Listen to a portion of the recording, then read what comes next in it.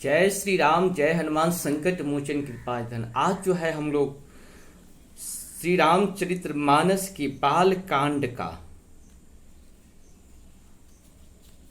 29 मतलब 29 दोहा को हम लोग सुनेंगे और उसके बाद आगे का उसका पहले अवधि में सुनेंगे और फिर उसका हिंदी अनुवाद सुनेंगे।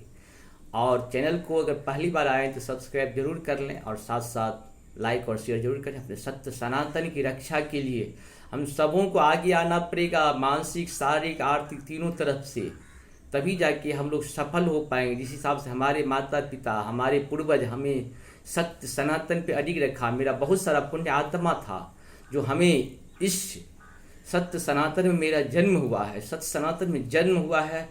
तो स्वार्थ बस कोई गलती मत कर बैठिए ताकि हमारे आने वाले फ्यूचर को धोखा हो जाए, उसको कष्ट हो। ऐसा नहीं करना है।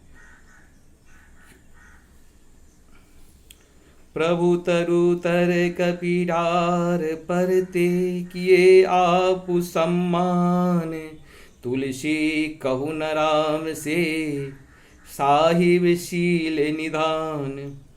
प्रभु श्री रामचंद्र जी जो वृक्ष के नीचे और बंदर डाली पर अर्थात कहाँ मर्यादा पुरुषोत्तम सच्चिदानंदन परमात्मा श्री राम जी और कहाँ पेड़ों की शाखाओं पर कूदने वाले बंदर। परंतु ऐसे बंदरों को भी उन्होंने अपने सामान बना लिया। तुलसीदास जी कहते हैं कि श्री रामचंद्र जी सरीखे शील निधान स्वामी कहीं भी नहीं है। राम निकाय राबड़ी है सबकी को नीके, जो यह साची है सदा तो नीको तुलसी के। मंगल भवन मंगलहारी द्रवहु सुदशरथ अजिर बिहारी। हे श्री राम जी, आपकी अच्छाइयाँ से सभी का भला है, अर्थात आपका कल्याणमय स्वभाव सभी का कल्याण करने वाला है। यदि यह बात सच है तो तुलसीदास का भी सदा कल्याण ही होगा। ए विधि निज गुण दोष कहीं, सबहि बहुर सिरु नाई। बरनौ रघुबर बिशद जसो, सुनि कलि कल सुनि साई। मंगल भवन अमंगलहारी द्रवहु सुदशरथ।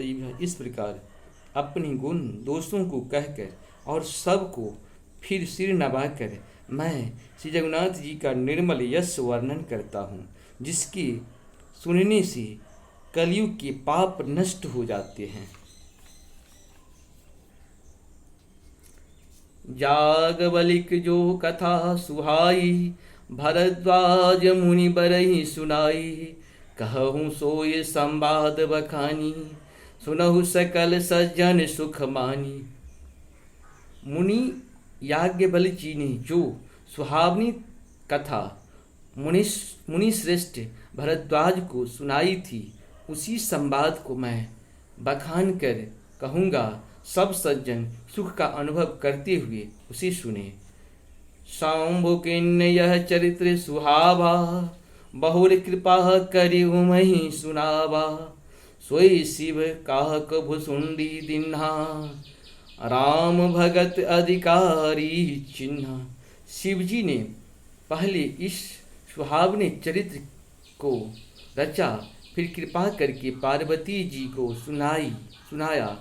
वही चरित्र शिव जी ने काकभुसुंडी जी को राम भक्त और अधिकारी पहचान कर दिया।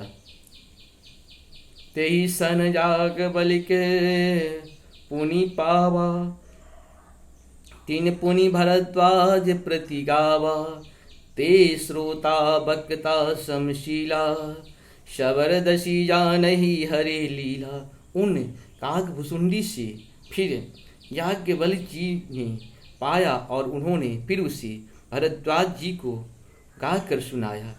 वे दोनों वक्ता और श्रोता याज्ञवल्क्य जी और भरद्वाज सामने शील वाले और समदर्शी हैं और श्री हरि का लीला को जानते हैं। जानहि तीन काल निज ज्ञाना, करतलगत आमलक समाना, और जे हरि भगत सुजाना, कहे सुनहि समझे विधि नाना। वे अपने ज्ञान से तीनों कालों की बातों को हथेली पर रखे हुए आंवले के समान प्रत्यक्ष जानते हैं, और भी जो सुजान भगवान की लीलाओं का रहस्य जानने वाले हरि भक्त हैं, वे इस चरित्र को नाना प्रकार से कहते हैं, सुनते हैं और समझते हैं। इस प्रकार से 29 दोहा का हम लोग पूर्ण किए।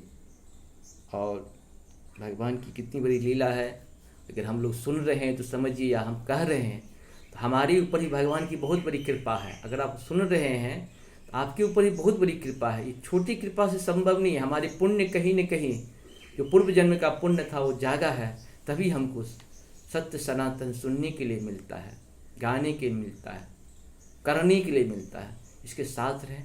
नमस्कार।